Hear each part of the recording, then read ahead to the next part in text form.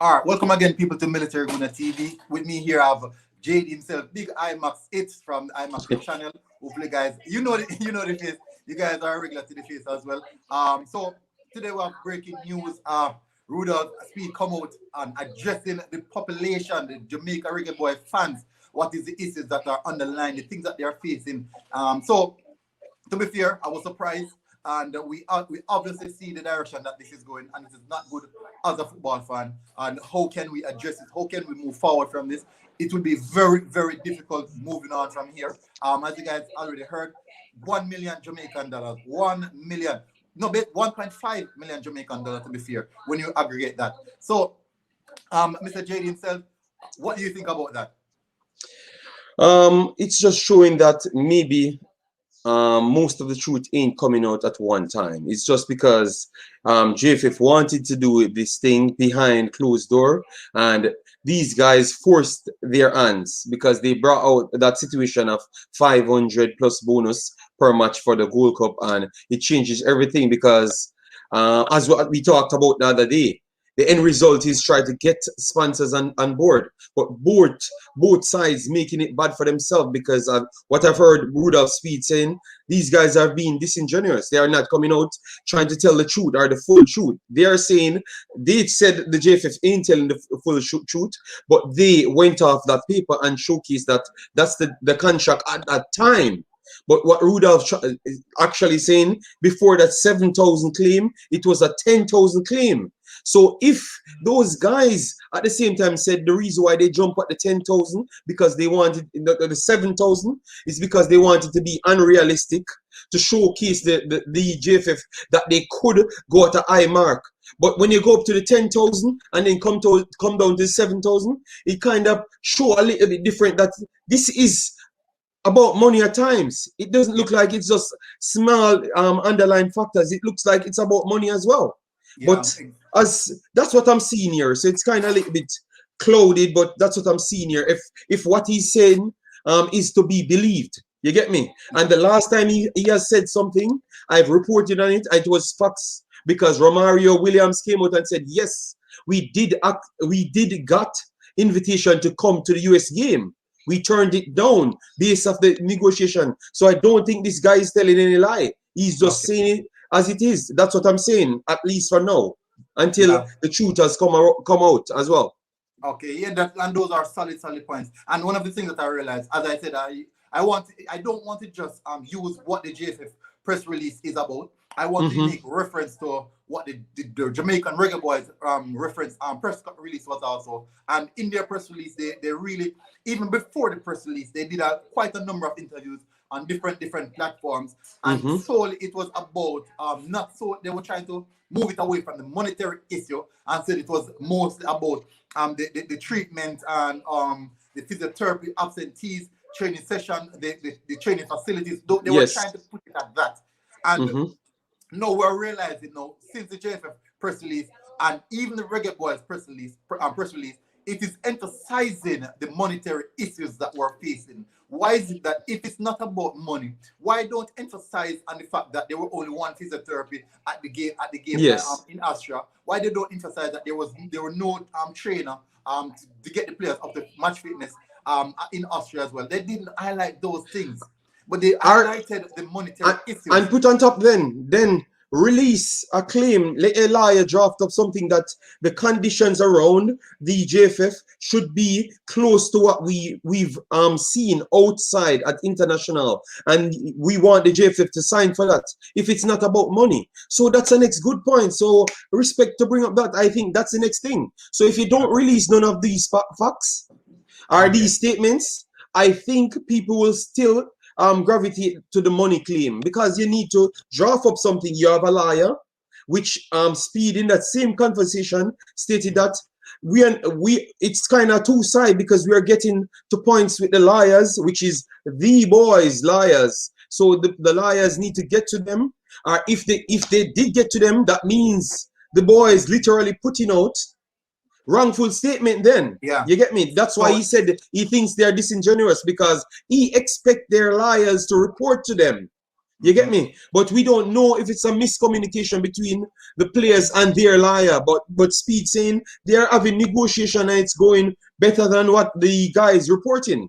And let me use a bit of context. I'm going to put a bit of fun in it. So as you guys know, in the Western movie, you have one person on the standoff looking at the next. So we have JFF and the Reggae Boyz at standoff at gunpoint looking at each other. The lawyers, you ever see that little bush thing that roll across the screen? That's the lawyers. Insignificant in this. They're just here. They're just here. They don't play no part. So what is important to having a lawyer in a negotiation if you're not going to use a lawyer, if you're going to use public means to come to resolving an issue of negotiation? It means you don't need a lawyer. So why you have all these contract negotiation and you don't bring deal with all of these things indoor and use let the lawyers, JFF lawyers and the players union, or if they have a union, or the players lawyers to sort out these contractual issues, yet they're relying on the media platform to wreak up fire on each party. I don't understand that. What is your take on that with the standoff? How do you think the standoff will last for?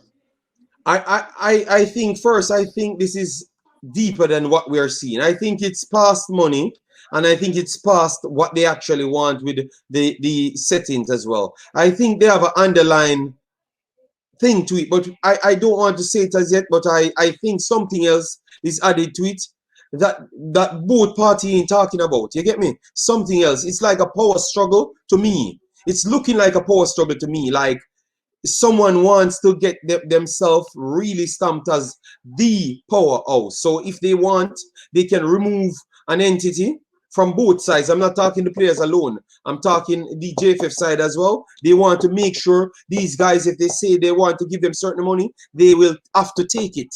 And these guys are as well looking like they want to put someone else in charge that they can say, okay, this is what we want, and these people will give us. You get me? That's what I think. Yeah. And I think this will lengthen out for a good time, and it's going to be problematic. That's what I'm seeing it as. I think it's going to be problematic and might just cost us quality time to make settle the team or get everyone on board, you know? Yeah. Because if they don't finish in any negotiation, and once it has to do with money, it always boils down to the time in which a party becomes a bit how would I put it, vulnerable, and basically that will drag down to the point in which it is close to the Gold Cup, and the JFF and the players, Reggae Boyz, know that they have to come to a conclusion because they will need us. And I do believe that JFF is more reliant on the players, to be fair, because we can't just pick up some players in Jamaica who have been playing for competitive football for the longest time period. They will be reliant on the players. So I think the players might have the handle of the knife here. Yeah. But it is quite unfair, the demands the players are making. We have already, we did something on your channel where, guys, please go and check it out. It's really, really important, where we dissect the finances. And we could see that the 7,000 was really out of demand. Even the 2,000 seems a bit steep as well. And now for the JFF to come out like that boldly and say it was actually 10,000. 10,000 US is actually 1.5 something, 1.5, about 1.56, 1.54 Jamaican. That is a lot of money to give one particular player, and the finances, the Jamaican finances, I don't think budget can have a deep demand, to be fair. But the time has come now where we have to realize that this negotiation issue, it has to be solved at some particular time, and we are less than 3 months away from the Gold Cup. We have to get this done so that we can at least get some of these practice games in, where we can get the players up to match fitness and up to team chemistry and morale to move on to this. And we talk about teams like Suriname and Curacao and Curacao. These teams will actually use these at their advantages and sleep into those in the World Cup slot. And then no, the problem will be they're going to say it's JFF. They will say, all of us as fans will say it's JFF, but the players are playing a part in it as well. The players are also playing a part in it as well. We're not trying to pick side here, people. We're trying to come to a middle ground for a level understanding that both parties are at a standoff, and we can't see this standoff completing at any point in time. And this will definitely hinder us from really feeling our best 11, our best 23-man squad, moving into the Gold Cup and also into the World Cup qualifiers, and it will endorse people. JD, you have anything else to say on that? What I'm going to say to end this one, guys, is the fact that we talked about sponsors to enhance the entire situation to make it better.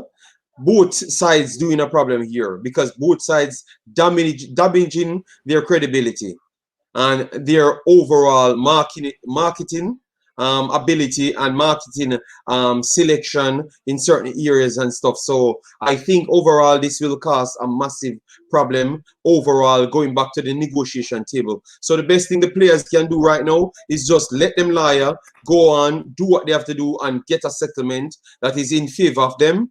But if you know this is true, you shouldn't put out that first article then. You get me? That's all I have to say. Yeah. If you know it weren't true, you shouldn't put this out because you're just giving them ammunition to put something else out to lengthen the contract talk and constantly butter the actual thing that we want is the best players on the pitch. And that will be less time to gel. And then you have to play the blame game who made us never qualify outside the group. You get me? So that's all I have to say, brother. Yeah. Thank you very much for coming on, bro. Much respect. People, please, the link will be in the description. Also, we'll be discussing it on his channel as well. So please go over there and check it out. Hit the like button. And if you're new to the channel, please subscribe. People, my last take on it is that I don't like the direction that is going. I'm hoping that we can resolve it at some point soon because I don't want to see another press release. I do not want to see another press release unless it is the players and JFF coming to a conclusion that we have worked everything out and this is what we're doing going forward.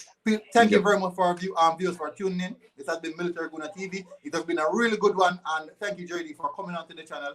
Much appreciated, bro. People, enjoy your day, and we are out. All right.